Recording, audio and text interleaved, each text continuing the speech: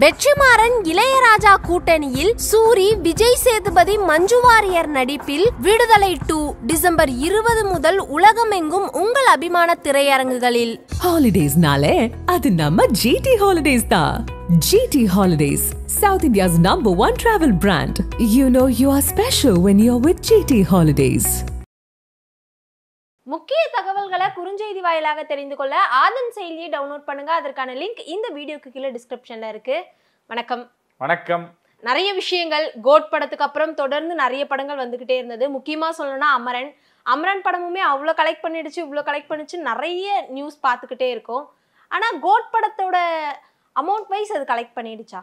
2024 கிட்டத்தட்ட 250க்கும் மேற்பட்ட படங்கள் ரிலீஸ் ஆயிருக்குமா. பிளாக் பஸ்டர், இந்த பாக்ஸ் ஆஃபீஸ் எல்லாரும் எதிர்பார்ப்பாங்க. வேட்டையனா இல்லை கோட்டா, அமரனா, இது இல்லாமல் பெரிய படங்கள்லாம் விமர்சன ரீதியாகவும் வசூல் ரீதியாகவும் பெருசா இல்லை.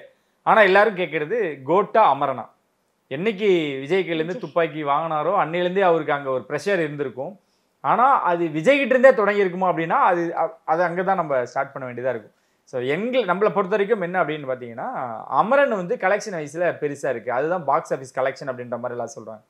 ஆனால் ஏஜிஎஸ் தரப்பு, கோட் தரப்புலேருந்து விஜய் அவர்கள் நடித்த அந்த கோட்டை கிட்டத்தட்ட 2024 வந்த படங்கள்லேயே பாக்ஸ் ஆஃபீஸ் கிங்காக கோட்டு தான் விளங்குது. அதில் எந்த ஒரு சந்தேகமும் இல்லை அப்படின்ட்டு அதிகாரப்பூர்வமாகவே அவங்க சைட்லேருந்து அவங்க தரப்பு நம்மளுக்கு கொடுத்துருக்காங்க. அமரன் கலெக்ஷன் வைஸில் பெட்டர் தான், கோட்டுக்கு அடுத்தபடியாக இருக்கிறதுன்ற எந்த ஒரு மாற்றமும் இல்லை.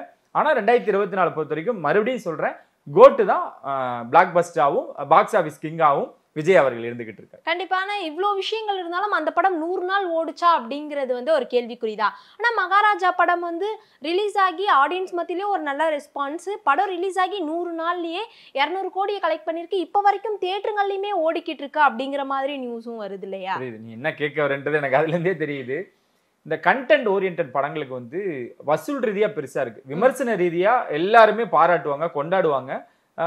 பெருஜனமான மக்கள்கிட்ட போய் சேருமா அப்படின்னா கம்மி தான். வெகுஜன மக்களும் அதிகமா போய் தியேட்டர்களை பார்க்க மாட்டாங்க. ஓகே, நல்ல படமா ஒன்று வந்திருக்கு, அப்படியா டிவிலியா ஓடிடியில் பார்த்துக்கலாமா அப்படின்னு பெண்டிங்ல போடுவாங்க.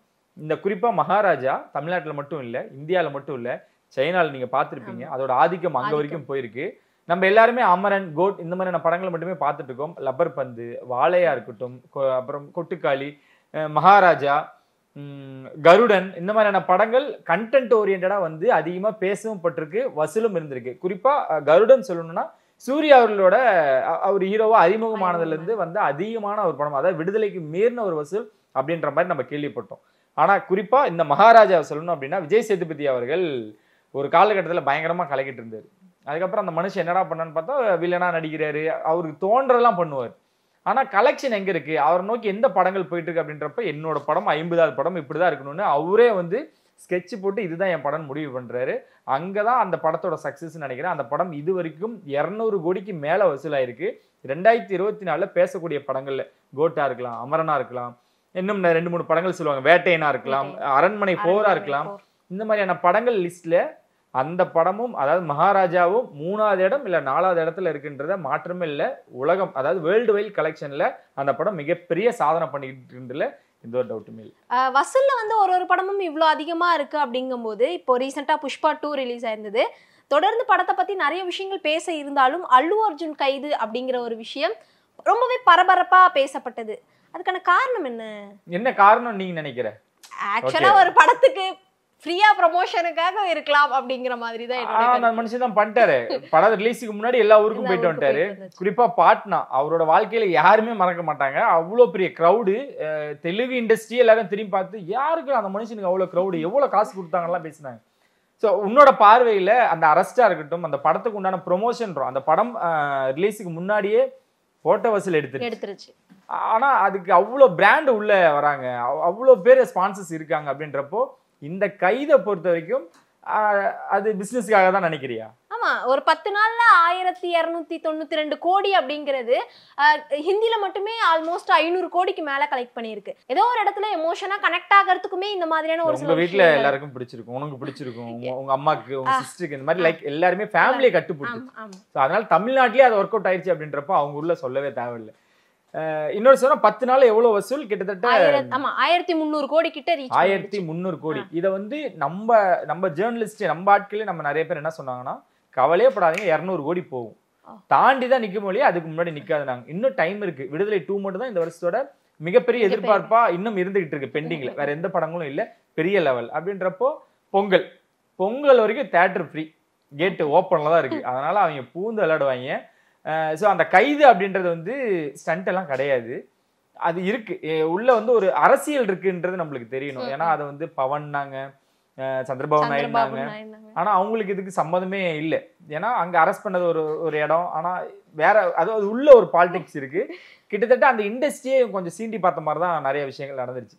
மீண்டும் சொல்றேன், அல்லு அர்ஜுன் வந்து இது கண்டிப்பா வச்சு பார்ப்பல. அவருக்கு வந்து இது வந்து படத்துக்கான ப்ரொமோஷன் இல்லை, அவருக்கான ப்ரொமோஷன். ஆல்ரெடி அவருக்கு ப்ரொமோஷன் இருக்கு. இப்ப ஏன்னு நீங்க கேட்கலாம். ஆனா அது இல்லை, அவருக்கு வந்து அடுத்த ஸ்டெப்னு ஒன்று இருக்குல்ல.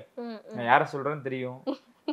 ஒரு கேப்டனுக்கு வந்து சந்திச்ச மாதிரி, விஜய் அவர்கள் சந்திச்ச மாதிரி, அல்லு அர்ஜுனுக்கு இது வந்து அரசியலுக்கு உண்டான ஒரு ஸ்டெப்பா நம்ம அப்படிதான் பார்க்கணும். அவர் ஈஸியா இருக்கு, இந்த பக்கம் கேட் இருக்கு, அவர் எப்படா திறப்பாரு, எப்ப அந்த பக்கம் போலாம் யோசிச்சுட்டு இருப்பாரு. இவங்களே கிளிக் பண்ணி விட்டாங்க. இப்ப எல்லா இண்டஸ்ட்ரியில இருந்தும் எல்லாரும் ஆறுதல் சொல்றாங்க. ராணா நேர்ல போய் பாக்குறாரு, ராஷ்மிகா உடனே வந்து ட்வீட் போட்டாங்க. எல்லாருமே ரெடியா இருக்காங்க. அல்லு அர்ஜுன் பக்கம் நாங்க நிக்கிறோம் அப்படின்றத அவங்க முடிவு பண்றாங்க. அப்படின்றப்போ அவருக்கு ஒரு தாட் வரும். இப்ப இருக்காது, ஏன்னா அவங்க ரிலேட்டிவ்ஸ் தான் சுத்தி இருக்காங்க. பட் அவருக்கு இதுக்கான ஒரு பிசினஸ், அதாவது இந்த மாதிரியான ஒரு விஷயமா தான் இருக்கும் மொழியே. படத்துக்கு உண்டானதுல படம் அசால்ட்டா 200 கோடி அடிக்கும். ஒரு பக்கம் வந்து நிறைய மீம்ஸ் பார்த்துக்கிட்டே இருப்போம், நீங்க படம் நடிக்கிறீங்களா இல்லையான்ட்டு. நம்ம தலை வெறியர்களுமே, தலைன்னு சொல்லக்கூடாது, அஜித்தோடைய வெறியர்கள் எல்லாருமே ரொம்பவே வீகரா வெயிட் பண்ணிக்கிட்டு இருந்தாங்க. விடாமுயற்சி ஒரு பக்கம் போய்கிட்டே இருந்தாலும் குட் பேட் அட்லி ஏன் வந்து படம் முடிய போகுது, படத்தோட லாஸ்ட் ஷெட்யூல் ஷூட்டே முடிஞ்சிருச்சு அப்படிங்கிற மாதிரி நிறைய போட்டோஸ் வந்திருந்தது. ஸோ அதை பார்க்கும்போது உங்களுக்கு என்ன மாதிரியான விஷயங்கள்? இல்லம்மா, நீங்க நம்ம எவ்வளவுதான் விடாமுயற்சி நம்ம ஃபோக்கஸா இருந்தாலும் எல்லாருக்கும் குட் பேட் அட்லியா தான் தோணிக்கிட்டு இருந்துச்சு. இன்னும் சொல்லணும்னா அது பொங்கலுக்கு வந்திருந்துன்னா இந்த 10 நாள் லீவை அது பேய் ஓட்ட ஓடி இருக்கும். குட் பேட் அக்லியில வந்து என்ன இருக்குன்றது நம்மளுக்கு தெரியாம அந்த 2-3 போட்டோஸ் மட்டும் ரிலீஸ் ஆயிருந்தது. சின்னதா படத்துல இருந்து ஒரு சீன் ஒன்று கசிஞ்சிருந்தது. அதை அஜித் ஃபேன்ஸ் இப்படி கொண்டாடுறாங்கன்னு எல்லாருக்குமே தெரியும். அதை அப்படிதான் கொண்டாடணும். அந்த ஒரு செலிப்ரேஷனுக்கு உண்டான படமா தான் அது இருந்துகிட்டு இருக்கு.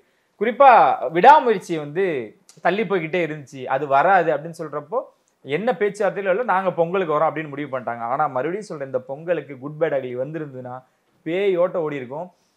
இன்னும் சொல்லணும்னா இவங்கெல்லாம் தமிழ்நாட்டுல மட்டும்தான் அஜித் கிங்கா இருக்காரு, வசூல்ல இதா இருக்காரு, ஓப்பனிங் டேல அவர் கையில தான் வச்சிருக்காருன்னு சொல்றாங்க. ஆனா இந்த படம் குட் பேட் அக்லி இந்த பொங்கலுக்கு 10 நாள் எப்போ வந்தாலும் ஓடும், அதுல மாற்றமே இல்லை. இந்த 10 நாள் ஓடி இருந்ததுன்னா பெரிய கலெக்ஷன் வரும்ன்றதுல எந்த ஒரு டவுட்டுமே இல்லை.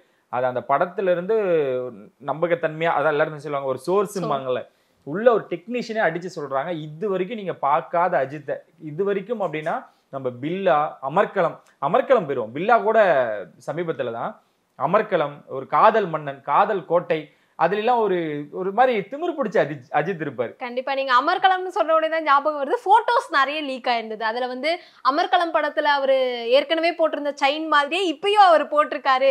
சோ இந்த படம் வந்து குட் பேட் அட்லி வந்து அமர்க்களம் பார்ட் 2 இருக்கும் அப்படிங்கிற மாதிரி எல்லாம் சொல்லியிருந்தாங்க. அந்த மாதிரி எல்லாம் பாத்தீங்களா? அதான் அந்த ஆதிக் போட்டிருந்த அந்த போட்டோ தான் அது. அவரே அபிஷியலா எல்லாருமே எடுத்து விடுறீங்க, நான் ஒரு போட்டோ விடுறேன்டா அப்படின்னு தலையோட, குறிப்பா அவர் அந்த உடல் எடையை குறைச்சிருந்தாரு. எல்லாருக்குமே அவங்க ஒரு ஷாக்கா இருந்துச்சு, இன்னும் நம்ம அஜித்தா, அது ஒரு போட்டோ எல்லாம் பார்க்கும்போது ஏஐ பண்ணிட்டாங்க, இன்னமும் ஒரு விஷயம் நடந்திருக்கு அப்படிலாம் சொன்னாங்க.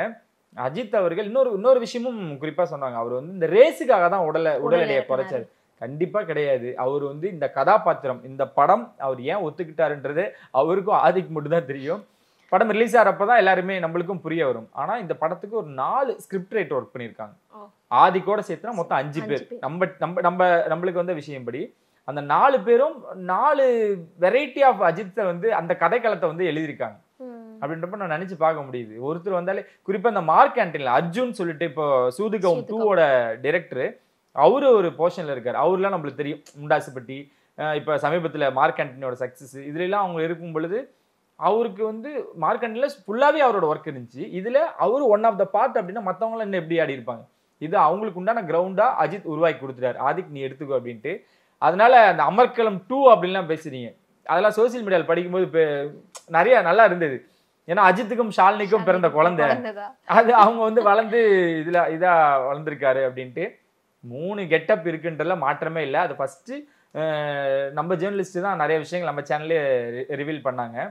3 கெட்டப் வரப்போகுது, தரமா வரப்போகுது. அந்த படம் எப்போ வந்தாலும் ஓட போகுது. ஆனா இந்த குறிப்பா இந்த கெட்டப், ஏன்னா ஏஐயா இருக்கட்டும், நிறைய சாஃப்ட்வேர்ல வந்து உடல் எடையை குறைச்சிருக்கலாம், மூஞ்சி சின்னதா காமிச்சிருக்கலாம், ஏஜ் சின்னதா காமிச்சிருக்கலாம். எதுக்கும் வேண்டாம், என்ன வச்சு நீ என்ன பண்ண முடியும்? நான் உடல் எடையை குறைக்கணுமா, நான் குறைச்சி காட்டுறேன். இன்னும்லாம் சொன்னாங்க, அவர் ஏன் ஷர்ட் போடலன்னு தெரியுமா, நிறைய மீம்லாம் வருது. அந்த கெட்டப் அப்படிதான் இருக்கும். அது வந்து ஒரு தரமான கெட்டப்பா வரும். சிம்புக்கு வந்து அஜித் அவர்களை ரொம்ப பிடிக்கும், இன்ன வரைக்கும் பிடிக்கும். ஏன்னா மன்மதன், வல்லவன் டைம்லாம் எல்லா படத்துலயும் அஜித்தோட ரெஃபரன்ஸ் இருக்கும். அது ஏன் அப்படின்னா அஜித் அவர்களை பிடிச்சவங்களுக்கு மட்டும் தான் அது தோணும். எங்கேயாவது ஒரு இடத்துல கத்தணும், ஏதாவது ஒரு இடத்துல என்ஜாய் பண்ணணும் அப்படின்ட்டு தான் அதை மறுபடியும் பார்க்க போறோம். அந்த காலகட்டத்தில் இருக்கக்கூடிய அஜித்துக்கு ஒரு மாஸ் இருக்கும். எப்படி தளபதி படம் ரிலீஸ் ஆகி பயங்கரமா செலிப்ரேட் பண்ணாங்க, அந்த மாதிரி குட் பை டாக்லியை செலிப்ரேட் பண்ண போறாங்க. அதுக்கு சின்ன சாம்பிள்லாம் விடாமருச்சு. இது எப்படி வந்தாலும் மக்கள் ஏத்துப்பாங்க.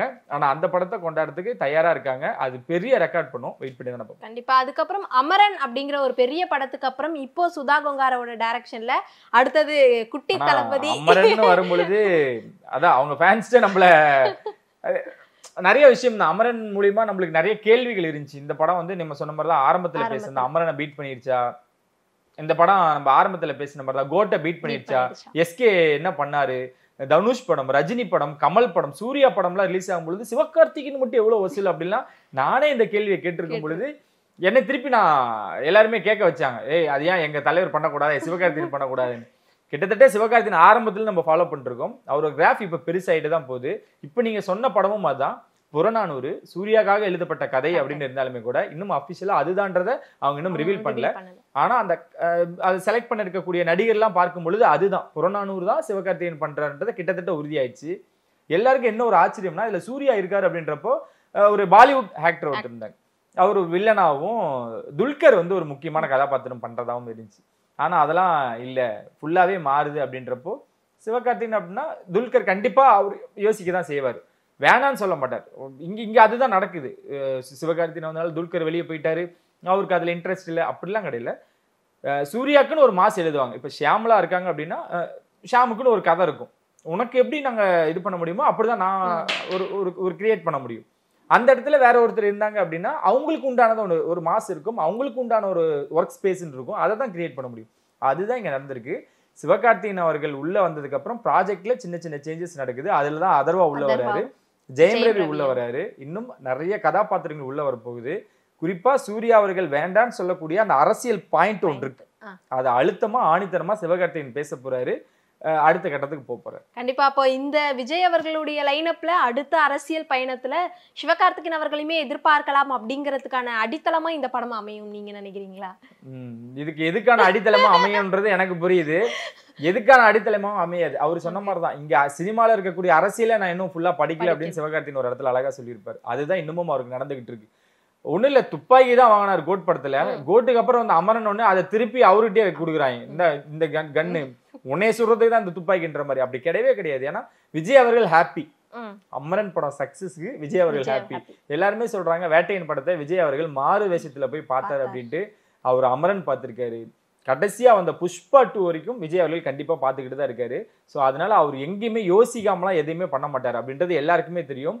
சிவகார்த்திகேயன் விஷயத்திலையும் விஜய் அவர்கள் பண்ணது சரின்றது அவருக்கு 100-200% தெரியும்.